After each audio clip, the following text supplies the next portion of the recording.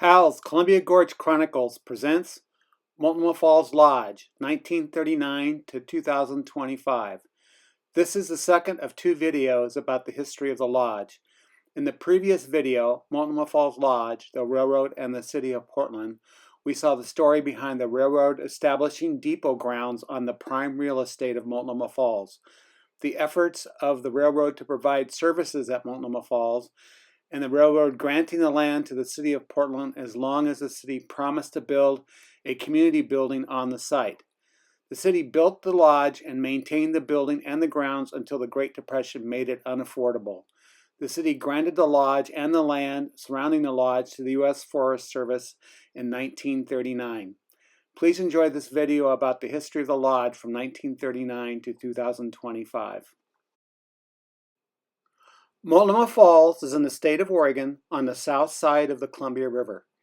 It can be reached by Interstate 84, 30 miles from Portland, Oregon. It is among dozens of waterfalls in the waterfall corridor of the Columbia River Gorge. The falls plunges over the rim of the gorge 620 feet above the level of the Columbia River. It falls in two tiers. The upper falls drops 541 feet and the lower falls drops 69 feet.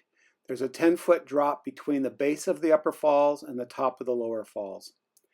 A beautiful concrete bridge spans the gap above the lower falls. This is the Benson Footbridge. The bridge was built in 1914. Construction was funded by Simon Benson, a lumber baron who became a philanthropist, who also funded the purchase of most of the land surrounding the falls and donated the land to the city of Portland. The bridge is accessible by a footpath from the Multnomah Falls Pedestrian Plaza. The Benson Bridge gives visitors a close-up immersed view of the falls and its surroundings. Northwest of Multnomah Falls is Multnomah Falls Lodge. The lodge was built in 1925 by the city of Portland on land donated to the city by the Oregon-Washington Railroad and Navigation Company. The lodge has been an anchor point for visitors since it was completed. It offers refreshments, gifts, a restaurant, restrooms, and a visitor information center. Multnomah Falls and the Multnomah Falls Lodge are the most visited natural wonders in Oregon and the Pacific Northwest. On July 26, 1939, the Portland City Council passed Ordinance Number 72666, transferring ownership of the lodge to the Forest Service. The ordinance stated that the city could no longer fund maintenance on the lodge and its grounds. They split Benson Park between the Forest Service and Oregon State Parks.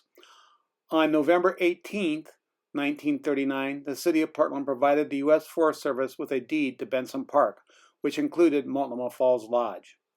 The city of Portland and the Forest Service jointly maintained the lodge between November 1939 and November 1942. The Simmons family operated the concession until the lodge closed in 1942. This is the plaque at the foot of the stairs leading to the second floor of Multnomah Falls Lodge. It reads, Multnomah Falls Lodge, built by the city of Portland in 1925. Land and improvements donated to the United States in 1943. Now operated under a permit issued by the Forest Service, United States Department of Agriculture. Mount Hood National Forest. Please note that the donation date is wrong. The lodge was donated to the Forest Service on July 26, 1939. The lodge closed in November 1942 due to the war. Now, on February 2, 1946, the lodge reopened and Jack Floucher had acquired the concession. It should be noted that the Simmons family managed the lodge from 1925 to 1942. Jack Floucher began managing the lodge in 1946. Watch for a future video about the management of Multnomah Falls Lodge. In preparation for reopening, there was a new water and electrical system, a gift shop replaced the coffee shop on the ground floor, and the L-shaped wood frame wing with a flat roof on the northwest corner of the building was added in 1946 for storage. The building southeast of the lodge was added, initially to be used as a gift shop, but by 1956 it was the Trails Room Bar. 4 months after Floucher opened the lodge, he ran this ad in the Oregonian. He declared, Now at last, your entertainment problems are over. This ad includes new photos of the lodge interior, which includes the main dining room, a fully stocked fountain, a coffee shop complete with a jukebox, dancing in a supper club from 8 p.m. to 2 a.m. They claim the lodge could seat 400 diners. They also claim they had free parking for 200 cars. They invited clubs, groups, or private parties for banquet or luncheons. Large selections of delicious foods cooked to a king's taste. They were ready to entertain diners and dancers. The delightful and spacious main dining room on the second floor of the lodge was ready to be enjoyed in May of 1946. This room is especially designed for banquets, luncheons, dinners, or private parties. A large, well-equipped kitchen serves the main banquet room. The chairs and tables are finished wood and draped with tablecloths. The lodge is heated with steam heat. Please notice the Fred Kaiser hand-colored photo of Multnomah Falls above the fireplace. There are 6 vertical Kaiser hand-colored photos on the walls between the doors to the porch on the north and the patio on the south.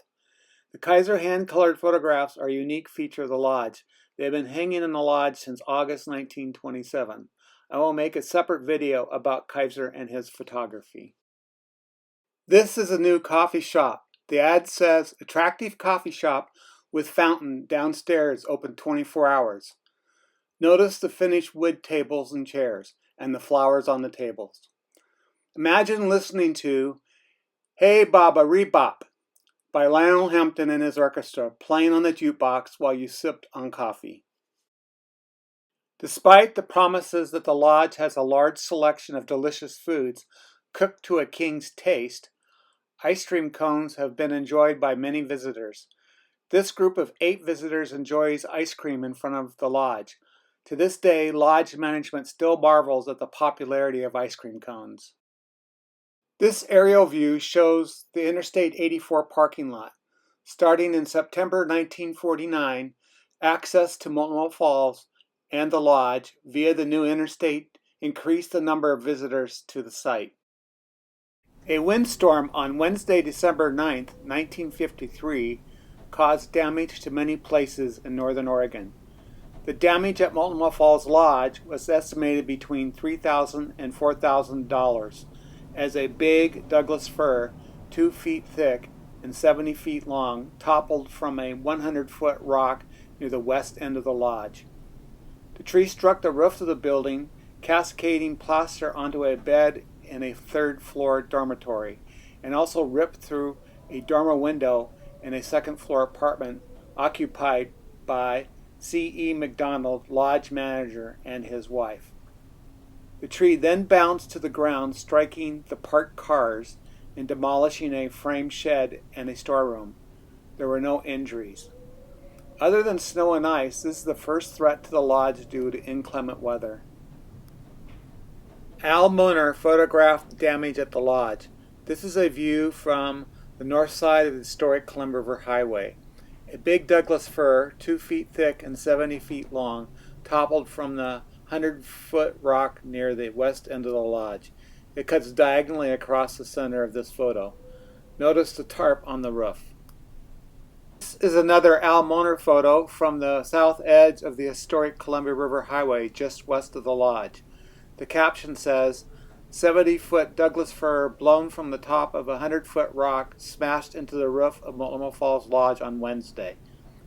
Ricocheting trunk also smashed windshield of auto and dented truck. Lodge staff covered roof holes with canvas. Al Munner got in close and under the toppled tree. He photographed this image of the tree across the top of a car.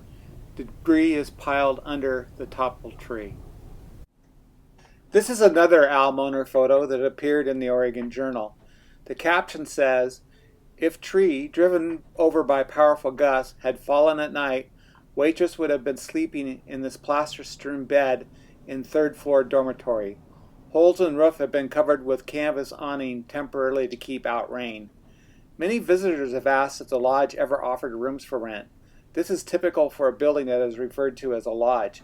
I have found no evidence that rooms were ever offered for rent, but rooms and beds were provided to employees. Let's take a look at how the surfaces at the lodge were portrayed. In this ad from 1958, the lodge uses the chuck wagon motif to promote hearty meals. This motif was used at the lodge for over 20 years. However, this ad used an image of a prairie schooner, but just to be clear, prairie schooners didn't roll by Multnomah Falls. They floated down the river on a raft from the Dalles. A chuck wagon is a wagon with cooking facilities providing food on a ranch, worksite, or campsite. The motif of a chuck wagon at Multnomah Falls may have been an effort to capitalize on the Oregon Trail. However, chuck wagons were not used on the Oregon Trail. They were primarily used at later times during cattle drives. In the early 1980s, a chuck wagon was in the southwest corner of the main dining room at the lodge. This continued the chuck wagon theme, which harkened back to the recognition of the pioneers on the Daughters of the American Revolution fountain on the plaza and the tile mosaic of a covered wagon that was installed on the patio in 1958. The tile mosaic of a covered wagon was on the patio just outside the door of the chuck wagon. I don't have a photo of the tile mosaic, but I do recall that it was there. The 1991 Multnomah Falls Site Plan Environmental Assessment identified the covered wagon mosaic as a detractor from the view of the falls. The mosaic would be removed in 1993. The chuck wagon was a common theme used at restaurants in the Gorge.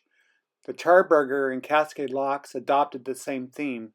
It was used as a place for diners to get condiments or a salad bar. This ad from 1966 promotes the chuck wagon buffet and a visit to the trail room for your favorite cocktail. The outbuilding southeast of the lodge on the left edge of this photo was added by Jack Floucher in 1946. He originally wanted a separate building for a gift shop, but by 1956 they made it into the trail room bar. A review of the trail room bar appeared in September 1956, which says, "There's an Old West theme in the cozy trail room bar. This attractive lounge has been kept small purposely in consideration of the traveling trade which frequents the lodge." This is another example of the deployment of the Oregon Trail theme at the lodge. After the Falls Room was completed in 1985, the building was used as a naturalist center up until it was demolished in 1993. It was evaluated by the State Historic Preservation Office and the Forest Service, and they determined that it was not designated as part of the National Historic Place. The Friends of Multnomah Falls provided volunteers to staff the Naturalist Center until it was demolished and replaced with the Visitor Information Center in 1994. More details about the use of this building as a Naturalist Center will be presented in a video about interpretive resources at Multnomah Falls. This ramp leads from the arrival plaza east of the lodge to the east elevation of the lodge. The Trails Room bar was at the top of the ramp on the left. On this map, the building southeast of the lodge that was the Trails Room bar became the Naturalist Center in about 1982. The Visitor Information Center was southeast of the lodge. It was a large open structure on the next level behind the back of the lodge. There was an awkward relationship between these facilities because there was no direct path from the Naturalist Center to the Visitor Information Center. This is a photo from the I-84 parking lot. The Multnomah Falls Visitor Information Center can be seen under the lush trees just southeast of the lodge. The Multnomah Falls Visitor Information Center and the large sign showing the features of the Mount Hood National Forest are shown just after they had been completed. The ramp behind the sign leads up to the Trails Room, which eventually became the Naturalist Center. Forest Service Civil Engineer William K. Duree designed the Visitor Information Center. The Multnomah Falls Visitor Information Center lost its voice, the result of vandalism and overuse by visitors. A 3-minute tape told the Gorge's geologic history in 6 languages. The equipment wasn't durable enough to withstand the heavy use of visitors. This would be demolished in 1993 as part of the site plan. I remember visiting these exhibits as a kid and becoming very frustrated because the equipment was always broken. To skip ahead, this map from the 1991 Multnomah Falls Site Plan Environmental Assessment shows the visual detractors from the depressed seating area on the northeast corner of the pedestrian plaza. The Trails Room, also known as the Nature Center, and the Visitor Information Center, also known as the Outdoor Exhibit Area, were both deemed visual detractors according to this plan. Both were replaced by remodeling the lodge in 1994 and incorporating visitor information to the northeast corner of the lodge. In 1981, the Multnomah Falls Lodge and the Multnomah Falls Path were placed on the National Register of Historic Places. The recognition of the lodge as an historic place puts restrictions on any proposed changes to the lodge. All changes must be reviewed by the State Historic Preservation Office, SHPO. Every change must conform to the historical forms and materials. If the lodge had been designated as an historic place, the aluminum frame windows that were used to enclose the open balcony would have been rejected by SHPO. The following photos of the interior of the lodge were taken in about 1980. Arched doors open onto an exterior porch on the south side of the lodge. A globe light has replaced an original chandelier. A waiter station has been enclosed in the northwest corner of the main dining room. The chandeliers appear to match the originals. Notice the arch openings on the right side of the photo to the enclosed porch. The railing in the upper left corner of the photo is a mezzanine overlooking the main dining room. This photo shows the most significant changes from the original dining room. This is the southeast corner of the main dining room in 1980. The Kaiser hand-colored photograph of Multnomah Falls hangs above the fireplace, and an original chandelier hangs in front of it. Notice the arched doorway, which forms an arcade with three other arched doors. These open onto an outdoor patio. Prior to 1982, the area in front of the lodge was used for parking. This photo shows the diagonal parking prior to breaking ground for the new plaza. This is a view of the pedestrian area prior to breaking ground for the new plaza. This parking area created numerous problems. The pedestrian area in front of the lodge was taken by parked cars, which detracted from the appearance and usefulness of the space. The pedestrian area was paved with patches of asphalt and devoid of beauty, shape, or a place to sit down. As a result, visitors simply crossed over the space from the parking area to the lodge or the falls and stayed at the site a very short time. Trash cans were unsightly. Night lighting was poor. These issues needed to be fixed. This is the landscape concept of the Multnomah Falls Pedestrian Plaza in 1982. The plaza replaces the diagonal parking and the former pedestrian area in front of the lodge. Stone planters make the site more attractive and safer for visitors. Seating on the planters makes the area more comfortable. The sunken seating area provides a wonderful view of the falls and provides a place to rest out of the flow of the foot traffic headed to the falls. In May 1982, the Kent Brandon Construction Company began demolishing the ground in front of the lodge to prepare it for the new plaza. The balcony windows have been removed to prepare for the new, historically accurate window treatments. As a side note, I was camping on Devil's Rest, hiked down to the lodge, and stumbled upon the pedestrian plaza under construction. In 1982, stone planters with plantings of native trees and shrubs provided shade on the new pedestrian plaza. Visitors could sit on benches built into the planters. The windows on the enclosed porch were restored. This is the sunken rest area and picnic area on the east side of the plaza near Multnomah Creek. It is out of the main traffic flow to the falls. It offers an excellent view of the falls. This is a view of the new pedestrian plaza from the Larch Mountain Trail. Two globe lights that lighted the area before the new plaza were replaced with 4 lights of the same design as the street lights in old downtown Portland. This is looking east along the north elevation of Multnomah Falls Lodge in 2025. This shows the existing pedestrian plaza, which was built in 1982. The former pedestrian area was about 24 feet from the front of the lodge to the curb.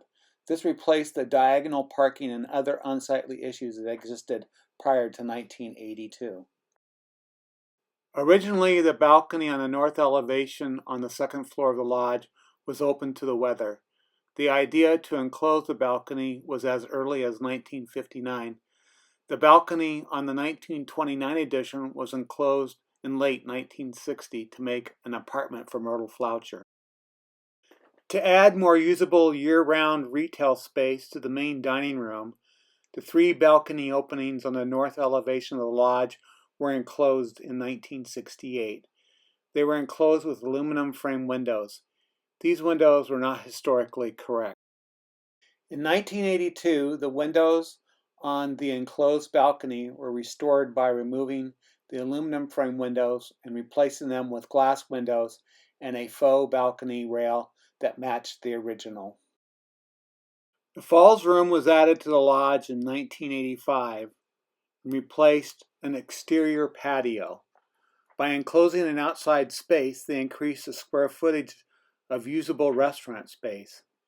This was designed by McMath, Hawkins, and Dortnig. Robert Dortnig was the lead architect.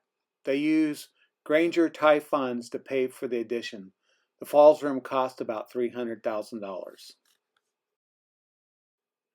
The Falls Room has a high vaulted ceiling with window panels that allow most of the guests to enjoy a view of Multnomah Falls while they are dining.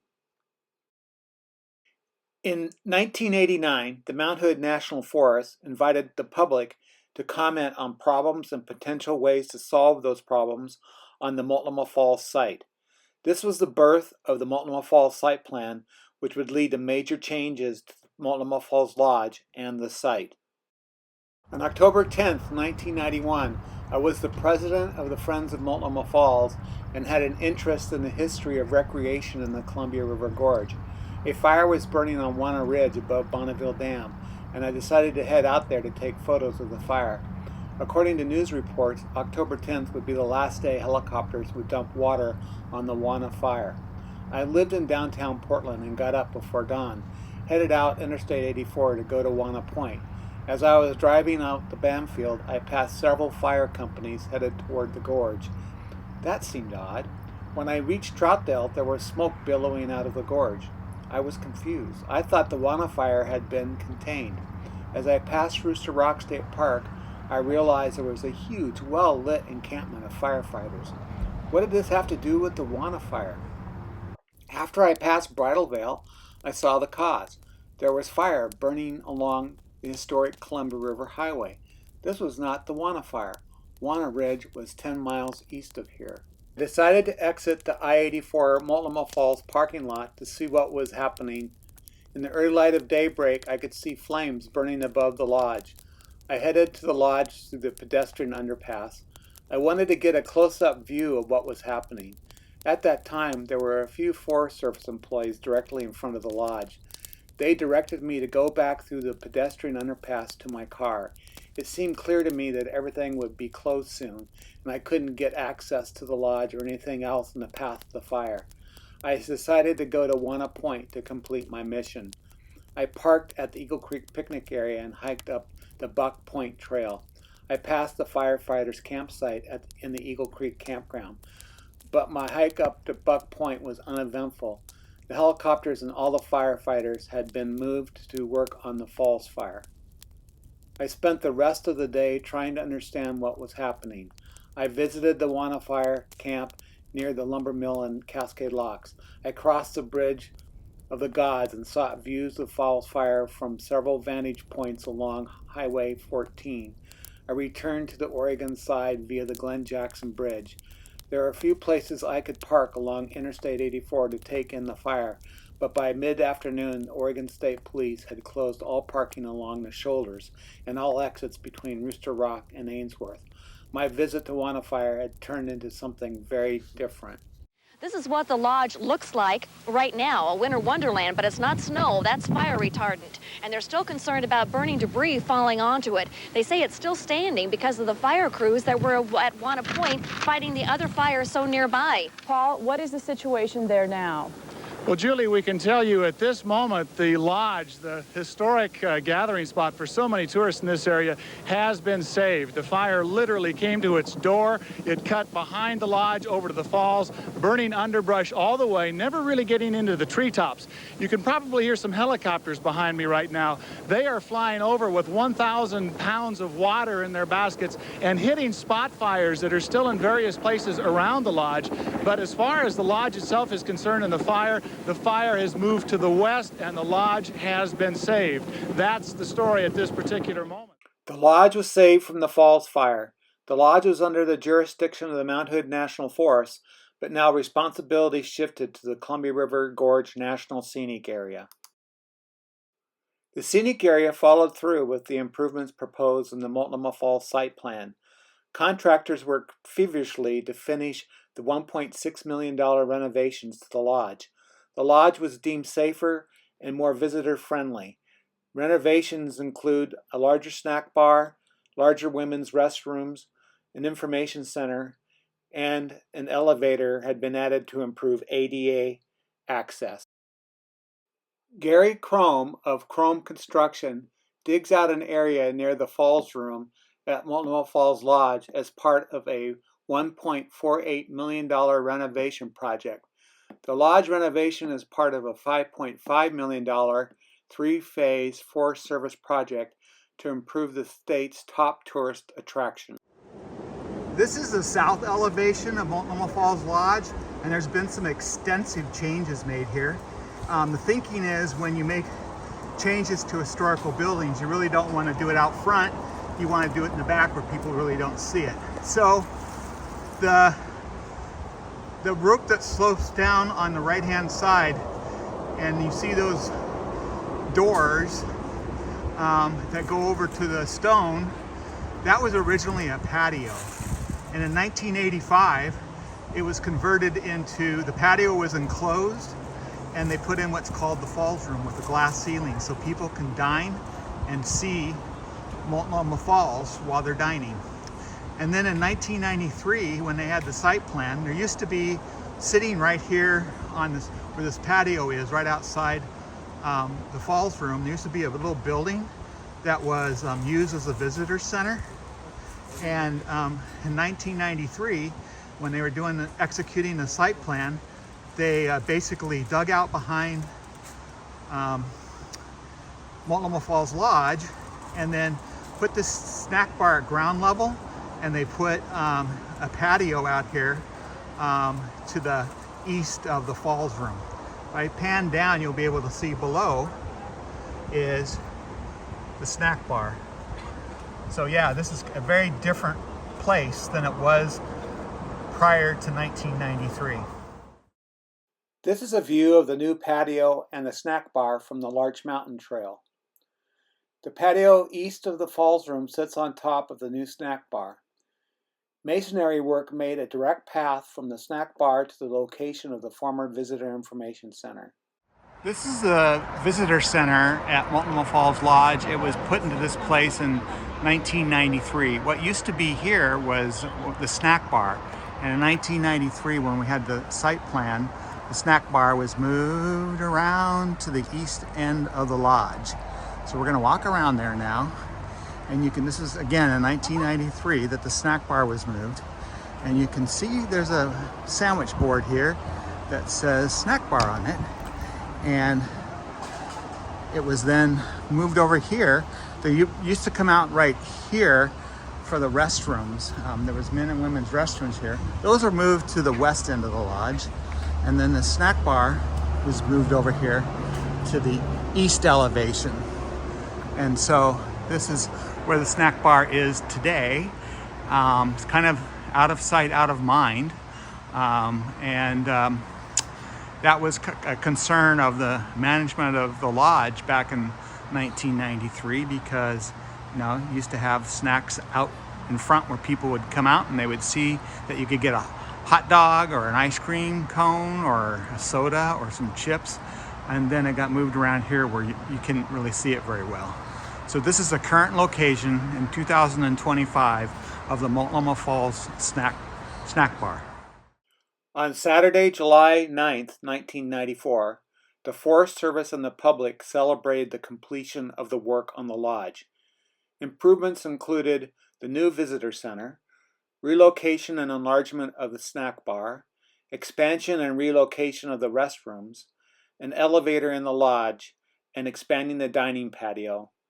These would be the most significant changes to the lodge for years to come. The lodge had been threatened by fire in 1991, but flooding posed a different threat in 1997. 8 feet of water flooded the Multnomah Falls Lodge in the first week of January 1997, damaging the ground floor carpeting, wall board, and equipment which had to be repaired or replaced. Fortunately, a much better foundation had been put under the lodge in 1994, otherwise it could have been swept away or collapsed. On Saturday, June 16, 2001, at 1 p.m., Multnomah Falls Lodge was rededicated after 75 years of service. The lodge had faced many obstacles: closure of the building during World War II, a tree fell on it in 1953, it was threatened by fire in 1991, and flooding in 1997. Frankly, the lodge lasted this long only because the City of Portland and the Forest Service had taken steps to maintain and improve the lodge. Access to potable water and water pressure were issues dating back to when the lodge was first built. A Boeing 234 Chinook helicopter from Columbia Helicopters delivered a new water tank for Multnomah Falls Lodge in 2005. This is just one of 3 sections of a 48,000-gallon water tank that was installed on the hillside behind the lodge. The upgrade to the water system improved fire suppression by increasing water pressure and volume. On September 9, 2015, the Friends of Multnomah Falls celebrated 100 years of Multnomah Falls and most of the land surrounding the falls as a public park. This was not a celebration of the lodge, and it was not a celebration of the land upon which the lodge resides. In 1915, the land on which the lodge stands still belonged to the railroad. It was a celebration of the establishment of Benson Park. Pretty much all of the land between here and Waukena Falls had been donated by Simon Benson. This celebration will be presented in a future video. In September 2017, the lodge was threatened by fire once again. Rick Buck, president of the Multnomah Falls Company, could feel the fire coming. Flames came across the ridge above the falls, and the wildfire burned on the slopes above the lodge. Crews fought through the night for at least 10 hours to save the lodge from the Eagle Creek fire. Firefighters kept the lodge soaked with water to protect it from the fire. Fire crews worked to protect the lodge from the Eagle Creek fire. The lodge survived the worst of the fire, but hot spots continued to burn and trees continued to fall from the hills nearby. I wanted to just tell a quick story about the Eagle Creek fire, which we all remember. When it happened, a few of us were out here trying to save anything we could from inside the lodge. Mark and Rick were scrambling to save artifacts and artwork. Evacuation orders were in place. We stood and we watched the glow of the Eagle Creek fire coming over the falls. And it was so strong that embers had jumped the Columbia River and started separate fires over on the Washington side. Many area fire departments were out here. Of course, Corbett Fire was working hard to prevent the spread of flames to the lodge, but we were worried this place was going to burn down. I looked over down the old highway, and suddenly here comes the 100-foot ladder truck from the Portland Fire Department. It comes barreling down the old highway, right up here onto the plaza, shoots those big construction arms out of the side of the truck to stabilize it, and they put the 100-foot ladder right over the top of the lodge. The fire captain came over and told me, hey, you guys got to get out of here. And I asked him, well, when we come back, is the lodge going to be here? And he said to me, this is going to be like trying to light a match in the shower. The lodge is not going to burn down while we're here. They put a hose on top of the 100-foot ladder and they showered the lodge all night long, undoubtedly saving it from burning to the ground. The Eagle Creek fire forced the lodge to be closed. During the last week of November 2017, the lodge opened. Firefighters protected the lodge from the flames, but it suffered smoke damage. Crews have been working diligently to rid the lodge of the smoke damage. In late March 2020, the Multnomah Falls site and lodge closed due to the COVID-19 crisis. The visitor center was closed until it was reopened on a limited basis in July and was staffed solely by the Forest Service. They provided visitor information from a table at the door with a plexiglass barrier to protect Forest Service staff and the visitors from exposure to the virus. The site opened mid-August 2020. Access to the site required an online reservation of $1 and was limited to 300 visitors per hour. Face masks were required and 6 feet of social distancing between all visitors. This map shows how foot traffic was limited to maintain social distancing. The snack bar and gift shop were open, but the restaurant remained closed until it was opened with COVID restrictions in November of 2020. Improvements to the lodge continue. Some of the profits of the Multnomah Falls Company are paid into a fund for maintenance and improvements to the lodge. The lodge has always had problems with electrical power. In 2025, infrastructure improvements were approved for the lodge. This diagram shows the path of the underground wire for improving the electrical power at the lodge. The lodge needed to convert from single-phase power to three-phase power. The highlighted lines are the underground path of the new power line. This project also included improving screening and access to the trash enclosure and fixing some restroom issues. The Multnomah Falls Company took steps to celebrate the 100th anniversary of the lodge. They made t-shirts, caps, and other gift items that could be acquired in the gift shop. They promoted a 100th anniversary bourbon and lager. The company organized a 100th anniversary event at the lodge on Monday, September 22nd. Please see my video of this event on my YouTube channel titled The 100th Year of Multnomah Falls Lodge Speeches. The Oregon Senate passed Concurrent Resolution 21 in the 83rd Oregon Legislative Assembly during the 2025 regular session sponsored by Senator Daniel Bonham. This resolution has an accurate description of the natural environment and history of the lodge. Be it resolved that we, the members of the 83rd Legislative Assembly, commemorate the 100th anniversary of historic and iconic Multnomah Falls Lodge, and be it further resolved that we encourage all Oregonians to join us in late September 2025 to celebrate the significant public milestone. I'm going to read Senator Wyden's remarks that he sent along today.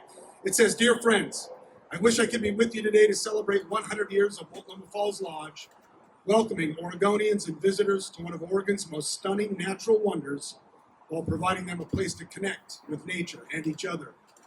Since Calvin Coolidge was president and songs like Sweet Georgia Brown and Yes Sir, That's My Baby topped the charts, Multnomah Falls Lodge has been welcoming water-misted Oregonians and travelers from afar, serving as a refuge where hot cocoa never tasted better. With infrastructure investments like the historic Columbia River Highway connecting guests to Multnomah Falls, which happened in 1915, visitors needed a place to rest, to recharge and refuel, and the lodge was a welcome addition for many, a weary but elated traveler.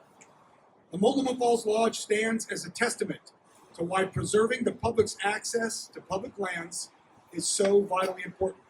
Every Oregonian deserves an opportunity to enjoy our beautiful outdoor spaces that surround us. Thank you for preserving this place for 100 years and for generations to come." That's sincerely from Ron Wyden. This concludes the second part of the history of Multnomah Falls Lodge. Multnomah Falls Lodge was built by the city of Portland in 1925 on land originally owned by the railroad. It was transferred by the city to the U.S. Forest Service in 1939. If you want to learn more about the early history, please watch Multnomah Falls Lodge, the railroad and the city of Portland. The lodge has faced many obstacles. Closure of the building during World War II, a tree fell on it in 1953, it was threatened by fire in 1991, flooding in 1997, and again fire in 2017, and the COVID-19 crisis in 2020. Frankly, the lodge lasted for 100 years only because the City of Portland and the Forest Service have taken steps to maintain and improve the lodge. I hope you enjoyed this video. If you did, please like it and provide comments.